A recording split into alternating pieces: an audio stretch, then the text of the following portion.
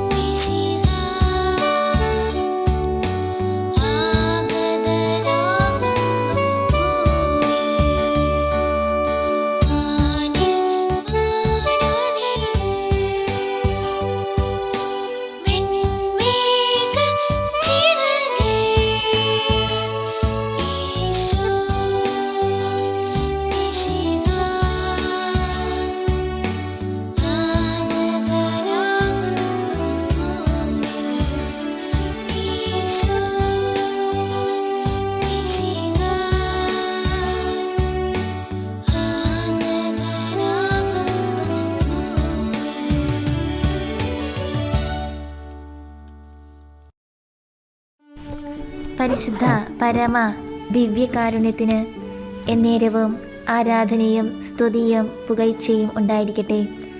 പരിശുദ്ധ പരമ ദിവ്യകാരുണ്യത്തിന് എന്നേരവും ആരാധനയും സ്തുതിയും പുകഴ്ചയും ഉണ്ടായിരിക്കട്ടെ. പരിശുദ്ധ പരമ ദിവ്യകാരുണ്യത്തിന് എന്നേരവും ആരാധനയും സ്തുതിയും പുകഴ്ചയും ഉണ്ടായിരിക്കട്ടെ. മിശിഹായിൽ ഏറ്റവും സ്നേഹം നിറഞ്ഞവരെ, ഈ തിരുമണിക്കൂറിൽ ദിവ്യകാരുണ്യ സന്നിധി നാം ആയിരിക്കുമ്പോൾ ഇന്ന് നാം വിചിന്തനത്തിനായി എടുക്കുന്ന തിരുവചന ഭാഗം വിശുദ്ധ മത്തായിയുടെ സുവിശേഷം 7-ാം അധ്യായം 21 മുതൽ 27 വരെയുള്ള തിരുവചനങ്ങൾ. അവിടെ സുവിശേഷത്തിൽ ഈശോ പാറമേൽ ഭവനം പണിത വിവേകമതിയായ മനുഷ്യനെക്കുറിച്ചും മണലിൽ ഭവനം പണിത ഭോഷനായ മനുഷ്യനെക്കുറിച്ചും സംസാരിക്കുന്നു. 2 പ്രധാനപ്പെട്ട ചിന്തകളിലേക്കാണ് ഈശോ നമ്മെ ഈ വചനഭാഗത്തിലൂടെ കൊണ്ടുപോകുന്നത്. ഒന്ന്, നമ്മുടെ ജീവിതത്തിൻ്റെ അടിസ്ഥാന ശില അല്ലെങ്കിൽ അടിത്തറ ഈശോയാകണമെന്ന് തിരുവചനം നമ്മെ ഓർമ്മിപ്പിക്കുകയാണ്. രണ്ടാമതായി, ഒരു യഥാർത്ഥ ക്രൈസ്തവൻ പ്രാർത്ഥിക്കുന്നവൻ മാത്രമല്ല, ദൈവേഷ്ടമനുസരിച്ച് ജീവിക്കുന്നവനുമാണ് എന്ന് ഈശോ ഉദ്ബോധിപ്പിക്കുന്നു.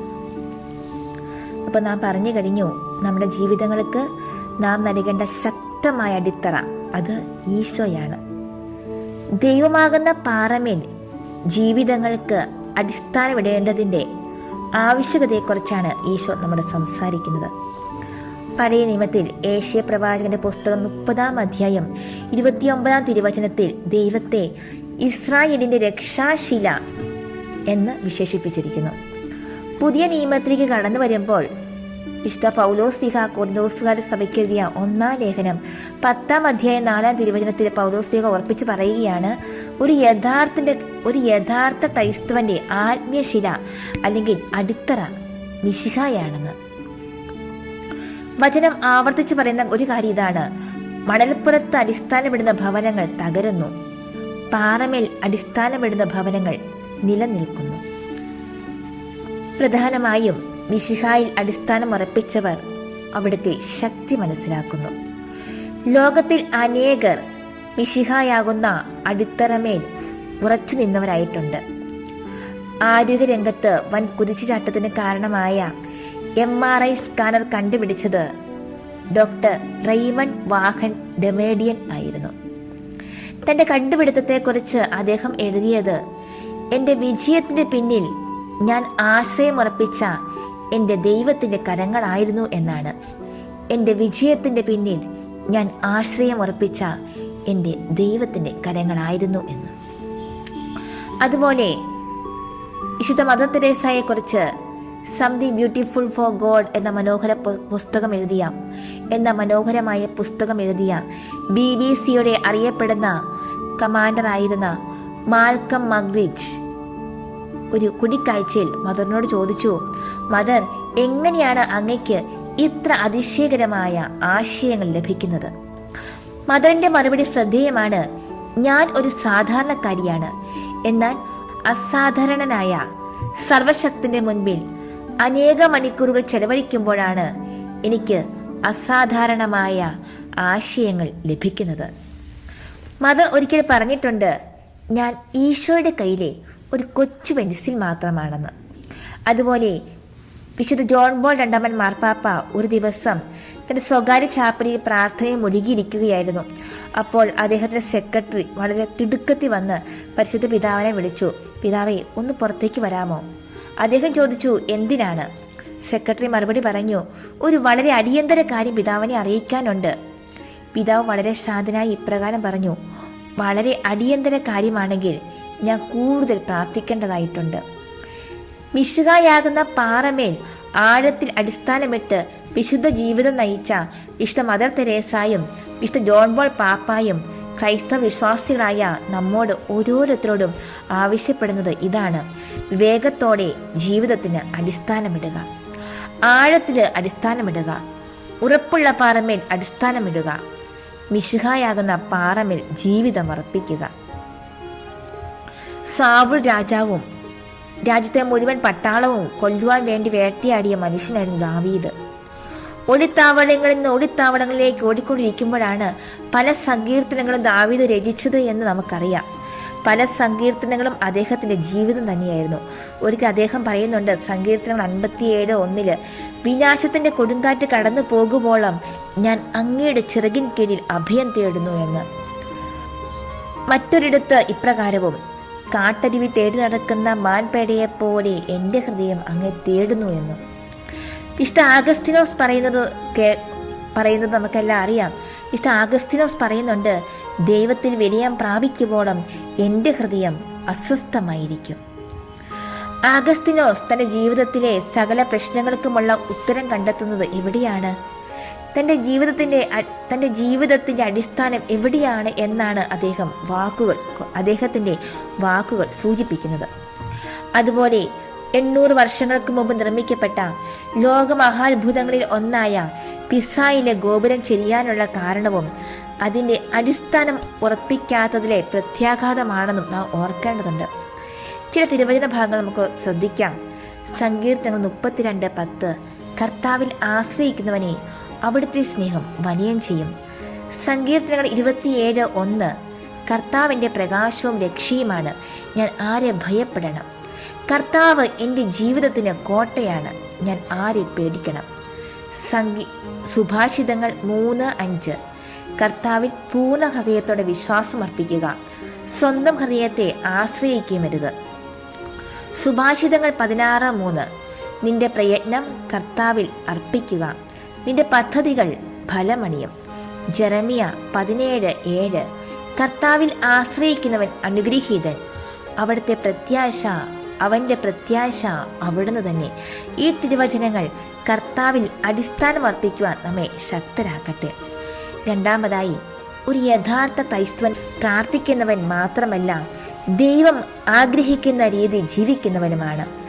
ദൈവത്തിൻ്റെ ഇഷ്ടം നിറവേറ്റുന്നവരാകാനുള്ള നമ്മുടെ വിളിയെക്കുറിച്ച് സുവിശേഷം നമ്മോട് സംസാരിക്കുന്നു.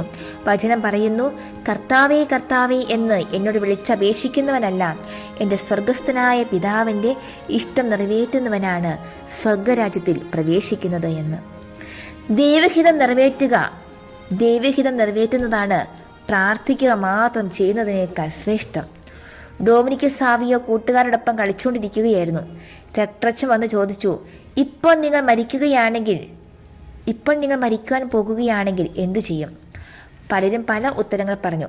ചിലർ കുമ്പസാരിക്കാൻ പോകും, മറ്റു ചിലർ വീട്ടിലേക്ക് ഓടും, മാതാപിതാക്കളെ സഹോദരൻ കാണും എന്നൊക്കെ.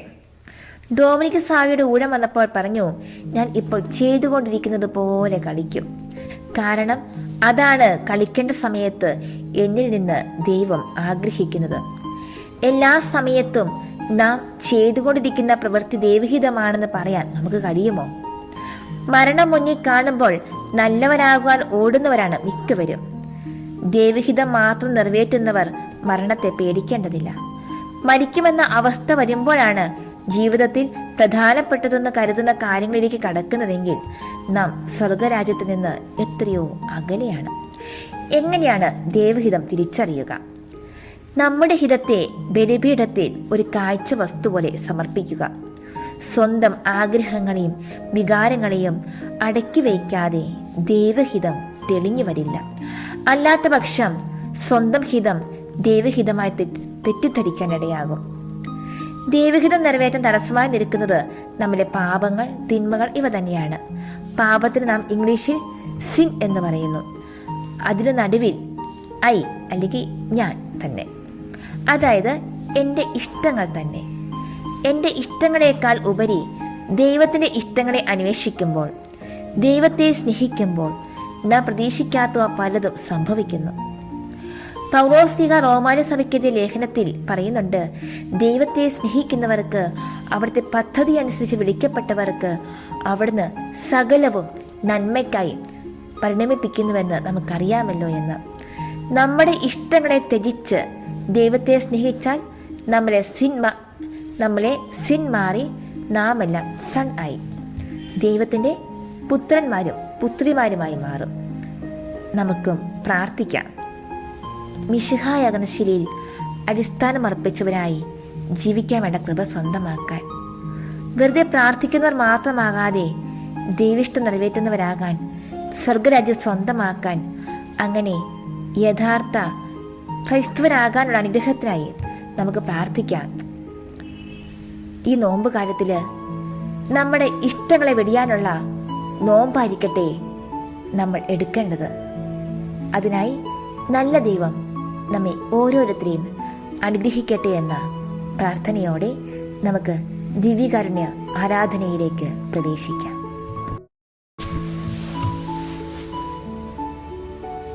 ഏറ്റവും സജീവനായി ദിവ്യകാരുണ്യത്തിൽ എഴുന്നള്ളിയിരിക്കുന്ന പിതാവും പുത്രനും പരിശുദ്ധാത്മാവുമായ ത്രിയേക ദൈവമേ, ഈ തിരുമണിക്കൂറിൽ അങ്ങയുടെ സന്നിധാനത്തിനായിരുന്നു കൊണ്ട് ഞങ്ങൾ അങ്ങയെ ആരാധിക്കുന്നു, സ്തുതിക്കുന്നു, മഹത്വപ്പെടുത്തുന്നു.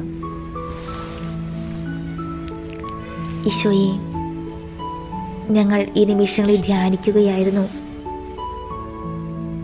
ഞങ്ങളുടെ ഇഷ്ടങ്ങളെ ത്യജിച്ചാൽ മാത്രമേ ഞങ്ങൾക്ക് അങ്ങയുടെ സ്വന്തമാകുവാനായി സാധിക്കുകയുള്ളൂ. അങ്ങയിൽ അടിസ്ഥാനമുറപ്പിച്ചാൽ മാത്രമേ ഞങ്ങളുടെ ജീവിതം അങ്ങ് ആഗ്രഹിക്കുന്നത് പോലെ ഫലമണിയുകയുള്ളൂ. ഈശോയെ, അങ്ങ് അങ്ങയുടെ ജീവിതകാലം മുഴുവൻ പിതാവായ ദൈവത്തിൽ അങ്ങയുടെ ജീവിതം അടിസ്ഥാനമിട്ടു. പിതാവായ ദൈവത്തിൻ്റെ ഹിതപ്രകാരം മാത്രം ജീവിച്ചു. അതിൻ്റെ ഫലമായിരുന്നല്ലോ കാൽവരിയിലേക്കുള്ള കുരിശുയാത്ര. ഞങ്ങളും ആ യാത്രയിൽ അങ്ങയുടെ കൂടെ സഞ്ചരിക്കട്ടെ.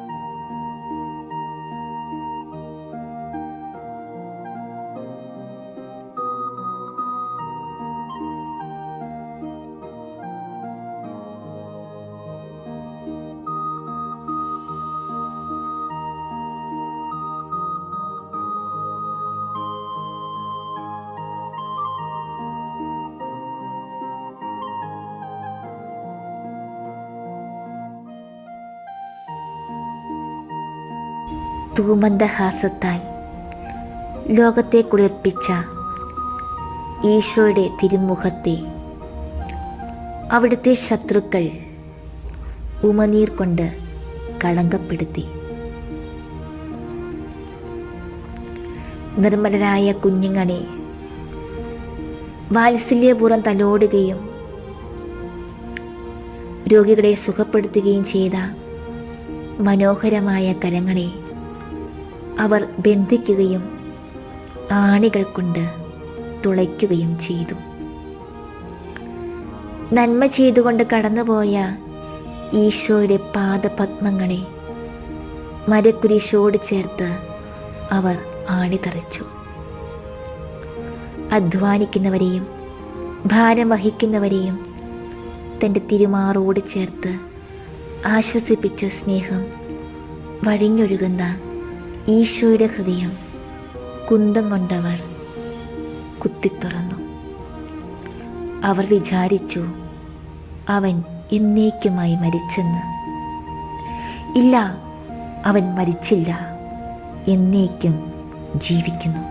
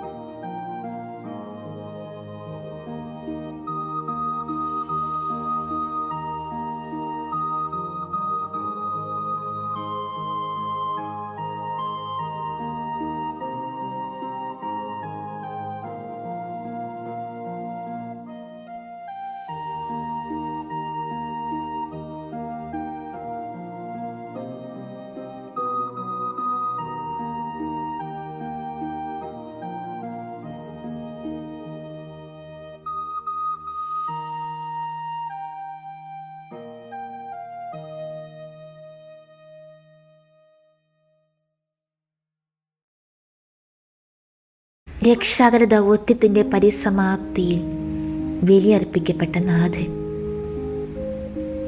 ചങ്കിൽ കുത്തിയവരോട് കരുണ കാട്ടിയ സ്നേഹം, പാവന സ്നേഹം, പരിശുദ്ധ സ്നേഹം, സ്നേഹം ചുടുനീളമായി ഒഴുകിയ ബലിയർപ്പണം, പിച്ചിച്ചീന്തിയവരോട് സ്നേഹം കാട്ടിയ കാരുണ്യബലി. അതെ, നാഥന് ഇവിടേക്ക് വഴിതെളിച്ച വിശുദ്ധ യോഹന്നാന്റെ സുവിശേഷം 13-ാം അധ്യായം 27-ാം തിരുവചനം 31-ാം തിരുവചനങ്ങളിലൊക്കെ യൂദാസിൻ്റെ സ്വാതന്ത്ര്യം കാക്കുന്ന കർത്താവ്, യൂദാസിൻ്റെ ഇമേജ് അല്ലെങ്കിൽ സൽപ്പേര് സംരക്ഷിക്കുന്ന കർത്താവ്, യൂദാസിനെ സ്നേഹിത എന്ന് വിളിച്ചുകൊണ്ട് വിജയം പ്രഘോഷിക്കുന്ന കർത്താവ്, യൂദാസിൻ്റെ തിരസ്കരണത്തിലൂടെ മഹത്വത്തിലേക്ക്.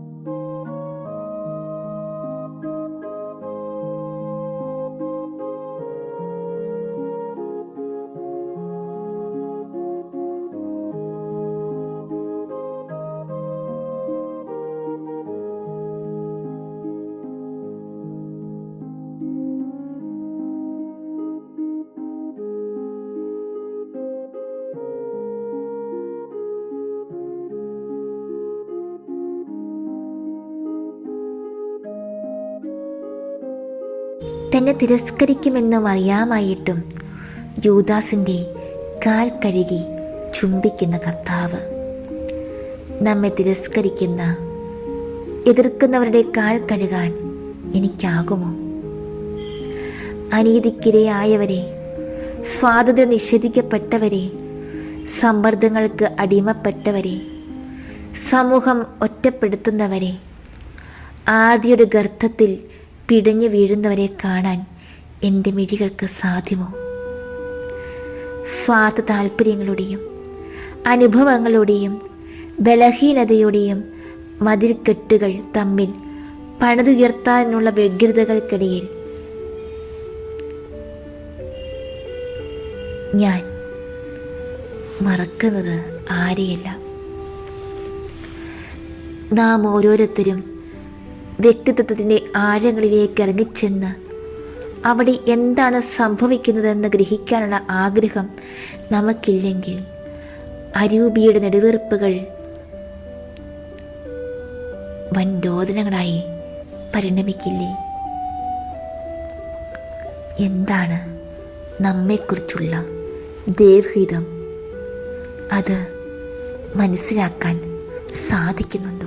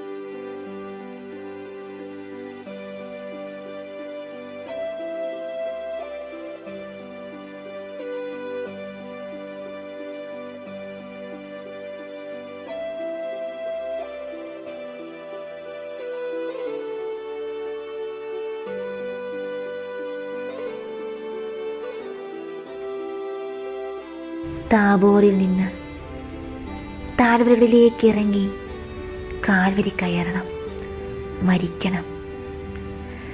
താഴ്മയുടെ ജീവിതം നയിക്കുന്ന വ്യക്തി പരിപൂർണ ഹോമയാഗമായി തീരും. പൂക്കളും പുഴകളും നീർച്ചാലുകൾ നിറഞ്ഞ പറുദീസ ദൈവം മനുഷ്യന് നൽകി. തേനൊഴുകുന്ന വാഗ്ദത്ത ഭൂമിയും അതോടൊപ്പം ചുട്ടുപഴുക്കുന്ന മലർക്കാടും രക്തമൊഴുകുന്ന ഗോൽഗോഥായും മരുഭൂമിയും ചോരയും വാളും സ്നേഹത്തിൻ്റെ സമ്മാനങ്ങൾ. ഗുരു നടന്ന അതേ വഴിയാണ് ശിഷ്യ നടക്കേണ്ട വഴിയും. അത് ചെയ്തു കൂട്ടുന്ന വലിയ പ്രവൃത്തികളോ നെയ്തുകൂട്ടുന്ന പ്ലാനുകളോ സഹനത്തിൻ്റെ ആധിക്യമോ ഒന്നുമല്ല. പദം വന്ന മനോഭാവം, സ്നേഹം മുറ്റിനിൽക്കുന്ന ഹൃദയത്തിൻ്റെ സാത്വികത, കാരുണ്യം കതിരി വീശുന്ന ജീവിതം, ക്ഷമിക്കുന്നതിൽ ആനന്ദം കണ്ടെത്തുന്ന ഉദാരത, പരിമിതികളിൽ കണ്ടെത്തേണ്ട സംതൃപ്തി, പ്രാർത്ഥനയിൽ ഒന്നുചേരുന്ന തീരാത്ത നിർവൃതി. അതെ, കുരിശു ചുമന്നവനെ സ്വന്തമാക്കുവാൻ അനിവാര്യമായ ഘടകങ്ങളാണിവ. കുരിശു ചുമന്നവനെ അടിത്തറയാക്കാൻ, അടിസ്ഥാനമാക്കാൻ സഹായകമാകുന്ന കാര്യങ്ങൾ.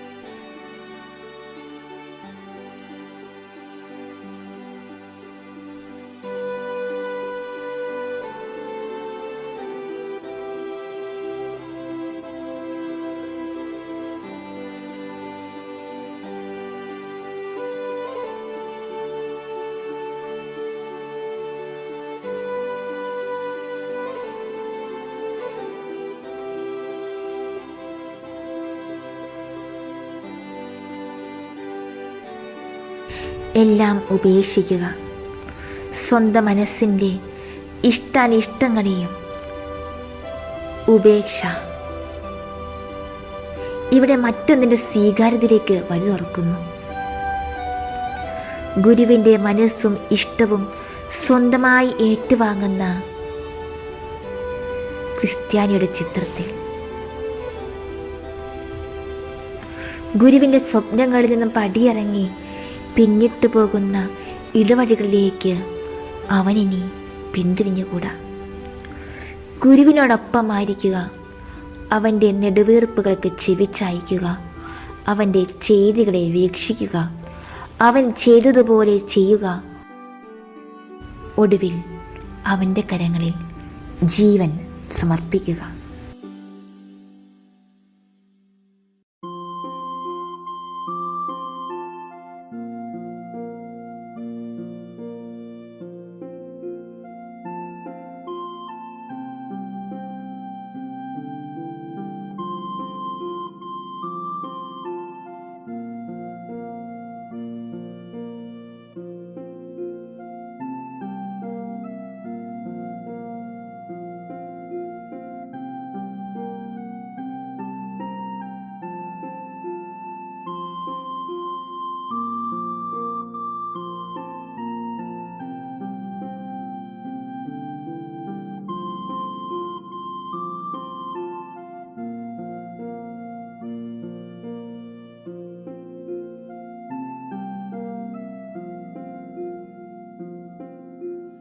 നമ്മുടെ ജീവിതത്തിലെ എല്ലാറ്റിനുമുപരി നമുക്ക് ഈശോയ്ക്ക് പ്രാധാന്യം കൊടുക്കാം. അധികാരം ഉപേക്ഷിച്ച് എന്തിന് തനിക്ക് തന്നെ സ്വന്തമായുള്ള നെഞ്ചിലെ അഹംബോധത്തെയും വെടിഞ്ഞ് ഗുരുപാദത്തിൽ ഒഴിഞ്ഞ പാത്രം കണക്കെ അപരന് വേണ്ടി ഹോമിക്കപ്പെടാനുള്ള ബലിവസ്തുവായി അനുദിന ജീവിത അനുഭവങ്ങളുടെ വഴിയിലൂടെ കാൽവരിയിലെ യാഗപീഠത്തിലേക്ക് നടന്നു നീങ്ങാം. 3 ആടുകളിൽ പിടഞ്ഞു തൂങ്ങുന്ന ഗുരുവിൻ്റെ വിലാപങ്ങൾ ഉറങ്ങുന്ന ആ ഗിരിനിരയിൽ മറ്റൊരു പെസഹ കുഞ്ഞാട്.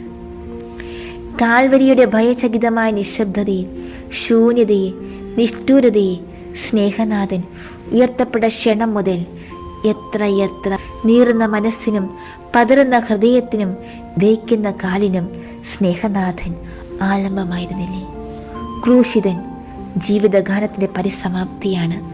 നമ്മുടെ ജീവിതത്തിന് മനോജ്ഞമായ മകുടം ചാർത്തലാണ്. യാതനകളും മനോവേദകളും കൊണ്ട് നേറിക്കൊണ്ടിരിക്കുന്ന ഹൃദയങ്ങളെ തണുപ്പിക്കുന്ന ശീതള സുന്ദരമായ സ്നേഹദ്രവ്യമാണ്.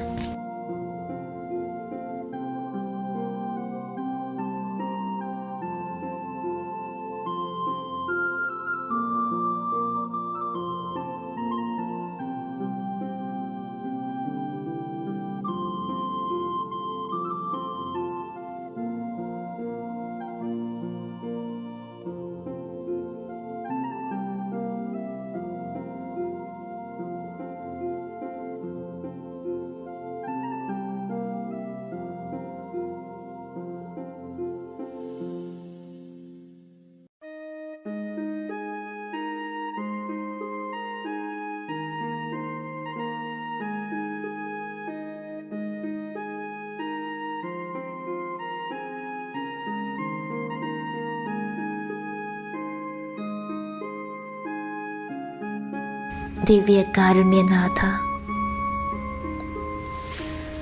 അങ്ങയുടെ തിരുസന്നിധിയിലേക്ക് ഞങ്ങൾ സമർപ്പിക്കുകയാണ് ഞങ്ങളുടെ ജീവിതങ്ങളെ, ഞങ്ങളുടെ കുടുംബങ്ങളെ, ഞങ്ങളുടെ കുടുംബാംഗങ്ങളെ, ഞങ്ങളുടെ കുടുംബത്തിൻ്റെ എല്ലാ നിയോഗങ്ങളെയും, ഞങ്ങൾ നേരിട്ടുകൊണ്ടിരിക്കുന്ന അനേക പ്രതിസന്ധികളെ ഈശോയെ കരുണയായിരിക്കണം. ഈശോയെ കരുണയായിരിക്കണമേ. ഈശോയെ ഞങ്ങളുടെ മേൽ കരുണയായിരിക്കണമേ. ഞങ്ങൾക്ക് ഇത്രയുമൊക്കെ ആകൂ. ഞങ്ങളുടെ ജീവിത പ്രാരാബ്ധങ്ങൾ ഞങ്ങളെ അങ്ങിൽ നിന്ന് അകറ്റുന്നുണ്ടോ എന്ന് ഞങ്ങൾക്കറിയില്ല. അങ്ങിൽ ആശ്രയിക്കാതെ ഞങ്ങൾ മറ്റ് പലതിലും ആശ്രയിച്ച് പോകുന്നുണ്ടോ എന്ന് ഞങ്ങൾക്കറിയില്ല. ഈശോയെ ക്ഷമിക്കണേ. ഈശോയെ കരുണയായിരിക്കണമേ.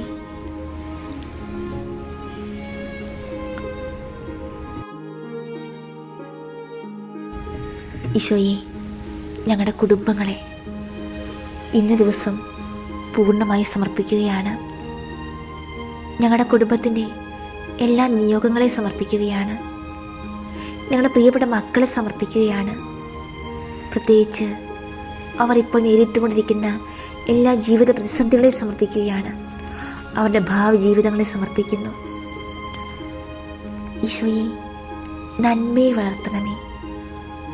അങ്ങേക്ക് ഏറ്റവും ഇഷ്ടപ്പെട്ട കുഞ്ഞുങ്ങളായി അവരെ വളർത്തണമേ. ഈശോയെ ഞങ്ങളുടെ കുടുംബങ്ങൾ ഇന്ന് ഒത്തിരിയേറെ പ്രതിസന്ധികളിലൂടെ കടന്നു പോവുകയാണ്. അപ്പസ്തോല പ്രവർത്തനങ്ങൾ 16:31 പറയുന്നില്ലേ, കർത്താവായ ഈശോയിൽ വിശ്വസിക്കുക, നീ നിന്റെ കുടുംബവും രക്ഷ പ്രാപിക്കും. 1 സാമുവേൽ 25:6 നിങ്ങൾ ഇപ്രകാരം പറയണം, നിനക്ക് സമാധാനം, നിന്റെ ഭവനത്തിലും നിനക്കുള്ള സകലതിനും സമാധാനം. കർത്താവായ ഈശോയെ ഈ തിരുവചനത്തിൻ്റെ അനന്ത ശക്തിയാൽ ഞങ്ങളുടെ കുടുംബത്തിലെ എല്ലാ കുറവുകളും പരിഹരിച്ച് സമാധാനവും സന്തോഷവും നൽകി അനുഗ്രഹിക്കണമേ. ജോബ് 1:10 അങ്ങ് അവനും അവൻ്റെ ഭവനത്തിനും സമ്പത്തിനും ചുറ്റും വേലി കെട്ടി സുരക്ഷിതത്വം നൽകി. അവൻ്റെ പ്രവൃത്തികളെ അനുഗ്രഹിച്ചു, അവൻ്റെ സമ്പത്ത് വർദ്ധിപ്പിക്കുകയും ചെയ്തു. ജോബ് 5:24 നിന്റെ കൂടാരം സുരക്ഷിതമാണെന്ന് നീ അറിയും. നിന്റെ ആലകൾ പരിശോധിക്കുമ്പോൾ ഒന്നും നഷ്ടപ്പെട്ടതായി കാണില്ല. കർത്താവായ ഈശോയെ ഈ തിരുവചനത്തിൻ്റെ അനന്ത ശക്തിയാൽ ഞങ്ങളുടെ കുടുംബത്തിലെ എല്ലാ കുറവുകളും പരിഹരിച്ച് സമാധാനവും സന്തോഷവും നൽകി അനുഗ്രഹിക്കണമേ. നെഹെമ്യ 4:14 അവരെ ഭയപ്പെടേണ്ട, നിങ്ങളുടെ സഹോദരന്മാർ, പുത്രീപുത്രന്മാർ, ഭാര്യമാർ എന്നിവർക്കും നിങ്ങളുടെ ഭവനങ്ങൾക്കും വേണ്ടി പോരാടുന്ന ഉന്നതനും ഭീതികരനുമായ കർത്താവിനെ ഓർക്കുവിൻ. കർത്താവായ ഈശോയെ ഈ തിരുവചനത്തിൻ്റെ അനന്തശക്തിയാൽ ഞങ്ങളുടെ കുടുംബത്തിലെ എല്ലാ കുറവുകളും പരിഹരിച്ച് സമാധാനവും സന്തോഷവും നൽകി അനുഗ്രഹിക്കണമേ. തോബിത്ത് 3:16. എന്നെ ഓർക്കുകയും കാരുണ്യപൂർവ്വം കടാക്ഷിക്കുകയും ചെയ്യണമേ. എൻ്റെയും എൻ്റെ പിതാക്കന്മാരുടെയും പാപങ്ങൾക്കും ഞാൻ അറിയാതെ ചെയ്ത അപരാധങ്ങൾക്കും അങ്ങ് ശിക്ഷ നൽകരുതേ. ഇരുവരുടെയും പ്രാർത്ഥന ദൈവത്തിൻ്റെ മഹനീയ സന്നിധിയിലെത്തി. കർത്താവേ, ഈ തിരുവചനത്തിൻ്റെ അനന്തശക്തിയാൽ ഞങ്ങളുടെ കുടുംബത്തിലെ എല്ലാ കുറവുകളും പരിഹരിച്ച് സമാധാനവും സന്തോഷവും നൽകി അനുഗ്രഹിക്കണമേ. 2 സാമുവേൽ 7:29. അടിയന്റെ കുടുംബം അങ്ങയുടെ മുൻപിൽ നിന്ന് ഒരിക്കലും മാറിപ്പോകാതിരിക്കേണ്ടതിന് അതിനെ അനുഗ്രഹിക്കാൻ തിരുവുള്ളമാകണമേ. ദൈവമായ കർത്താവേ, അങ്ങ് വാഗ്ദാനം ചെയ്തിരിക്കുന്നു, അവിടുത്തെ അനുഗ്രഹത്താൽ അടിയന്റെ കുടുംബം എന്നേക്കും അനുഗ്രഹീതമാകും. കർത്താവായ യേശുവേ, ഈ തിരുവചനത്തിൻ്റെ അനന്തശക്തിയാൽ ഞങ്ങളുടെ കുടുംബത്തിലെ എല്ലാ കുറവുകളും പരിഹരിച്ച് സമാധാനവും സന്തോഷവും നൽകി അനുഗ്രഹിക്കണമേ. ജോഷുവ 24:15. ഞാനും എൻ്റെ കുടുംബവും കർത്താവിനെ സേവിക്കും. ലൂക്ക 19:9. ഈശോ അവനോട് പറഞ്ഞു, ഇന്ന് ഈ ഭവനത്തിന് രക്ഷ ലഭിച്ചിരിക്കുന്നു. കർത്താവായ ഈശോയെ, ഈ തിരുവചനത്തിൻ്റെ അനന്തശക്തിയാൽ ഞങ്ങളുടെ കുടുംബത്തിലെ എല്ലാ കുറവുകളും പരിഹരിച്ച് സമാധാനവും സന്തോഷവും നൽകി അനുഗ്രഹിക്കണമേ. ഏശയ്യ 59:21. കർത്താവ് അരുളി ചെയ്യുന്നു, ഞാൻ അവരുമായി ചെയ്യുന്ന ഉടമ്പടി ഇതാണ്. നിന്റെ മേലുള്ള എൻ്റെ ആത്മാവും നിന്റെ അധരങ്ങളിൽ ഞാൻ നിക്ഷേപിച്ച വചനങ്ങളും നിന്റെയോ നിന്റെ സന്താനങ്ങളുടെയോ അവരുടെ സന്താനങ്ങളുടെയോ അധരങ്ങളിൽ നിന്ന് ഇനി ഒരിക്കലും അകന്നു പോവുകയില്ല. കർത്താവാണ് ഇത് അരുളി ചെയ്യുന്നത്. കർത്താവായ ഈശോയെ, ഈ തിരുവചനത്തിൻ്റെ അനന്തശക്തിയാൽ ഞങ്ങളുടെ കുടുംബത്തിലെ എല്ലാ കുറവുകളും പരിഹരിച്ച് സമാധാനവും സന്തോഷവും നൽകി അനുഗ്രഹിക്കണമേ. സങ്കീർത്തനങ്ങൾ 112, 1:3. കർത്താവിനെ സ്തുതിക്കുവിൻ. കർത്താവിനെ ഭയപ്പെടുകയും അവിടുത്തെ കൽപ്പനകളിൽ ആനന്ദിക്കുകയും ചെയ്യുന്നവൻ ഭാഗ്യവാൻ. അവൻ്റെ സന്തതി ഭൂമി പ്രബലമാകും. സത്യസന്ധരുടെ തലമുറ അനുഗ്രഹീതമാകും. അവൻ്റെ ഭവന സമ്പദ് സമർത്ഥമാകും. അവൻ്റെ നീതി എന്നേക്കും നിലനിൽക്കും.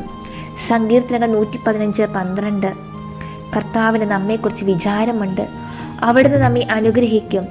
അവിടുന്ന് ഇസ്രായേൽ ഭവനത്തെ ആശീർവദിക്കും. അഹ്റോന്റെ ഭവനത്തെ അനുഗ്രഹിക്കും. കർത്താവായ ഈശോയെ, ഈ തിരുവചനത്തിൻ്റെ അനന്തശക്തിയായി ഞങ്ങളുടെ കുടുംബത്തിലെ എല്ലാ കുറവുകളും പരിഹരിച്ച് സമാധാനവും സന്തോഷവും നൽകി അനുഗ്രഹിക്കണമേ. സങ്കീർത്തനം 128:1-3. കർത്താവിനെ ഭയപ്പെടുകയും അവിടുത്തെ വഴികളിൽ നടക്കുകയും ചെയ്യുന്നവൻ ഭാഗ്യവാൻ. നിന്റെ അധ്വാന ഫലം നീ അനുഭവിക്കും. നീ സന്തുഷ്ടനായിരിക്കും. നിനക്ക് നന്മ വരും. നിന്റെ ഭാര്യ ഭവനത്തിൽ ഫലസമർത്ഥമായ മുന്തിരി പോലെയായിരിക്കും. നിന്റെ മക്കൾ നിന്റെ മേശയ്ക്ക് ചുറ്റും ഒലിവ് തൈകൾ പോലെയും. കർത്താവായ ഈശോയെ, ഈ തിരുവചനത്തിൻ്റെ അനന്തശക്തിയാൽ ഞങ്ങളുടെ കുടുംബത്തിലെ എല്ലാ കുറവുകളും പരിഹരിച്ച് സമാധാനവും സന്തോഷവും നൽകി അനുഗ്രഹിക്കണമേ. ഏശയ്യ 32:18.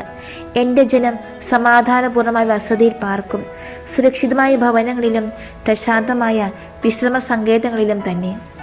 കർത്താവായ ഈശോയെ, ഈ തിരുവചനത്തിൻ്റെ അനന്തശക്തിയാൽ ഞങ്ങളുടെ കുടുംബത്തിലെ എല്ലാ കുറവുകളും പരിഹരിച്ച് സമാധാനവും സന്തോഷവും നൽകി അനുഗ്രഹിക്കണമേ. അപ്പസ്തോല പ്രവർത്തനങ്ങൾ 3:25. ഭൂമിയിലെ എല്ലാ കുടുംബങ്ങളും നിന്റെ സന്തതി വഴി അനുഗ്രഹീതമാകും. അപ്പസ്തോല പ്രവർത്തനങ്ങൾ 10:2. അവനും കുടുംബവും ദൈവഭയവും ഭക്തിയുമുള്ളവരായിരുന്നു. അവൻ ജനങ്ങൾക്ക് ഉദാരമായ ദാനധർമ്മം ചെയ്യുകയും ദൈവത്തോട് നിരന്തരം പ്രാർത്ഥിക്കുകയും ചെയ്തു പോന്നു. കർത്താവായ ഈശോയും, ഈ തിരുവചനത്തിന് അനന്തശക്തിയാൽ ഞങ്ങളുടെ കുടുംബത്തിലെ എല്ലാ കുറവുകളും പരിഹരിച്ച് സമാധാനവും സന്തോഷവും നൽകി അനുഗ്രഹിക്കണമേ.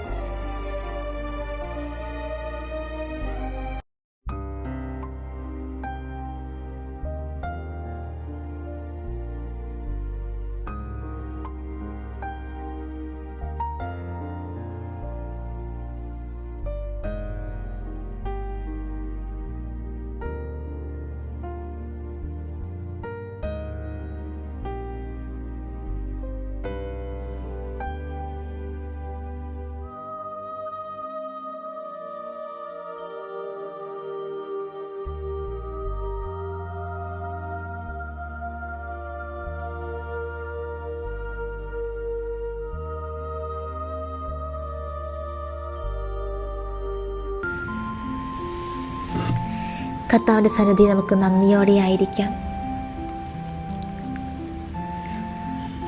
തിരുവചനത്തിൻ്റെ അഭിഷേക ശക്തി നമ്മിൽ അറിയുവാനായി നമുക്ക് പ്രാർത്ഥിക്കാം.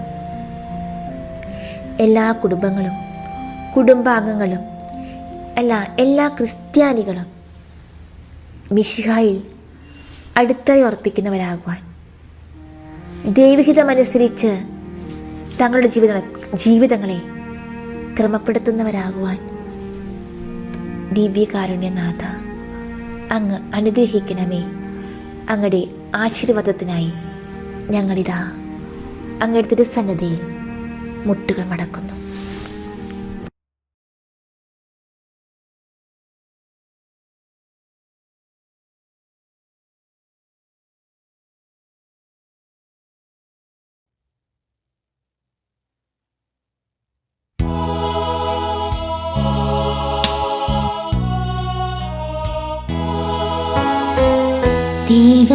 ദൈവപിതാവേ, അങ്ങയെ ഞാൻ ആരാധിക്കുന്നു, സ്തുതിക്കുന്നു. ദൈവപിതാവേ, അങ്ങയെ ഞാൻ ആരാധിക്കുന്നു, സ്തുതിക്കുന്നു.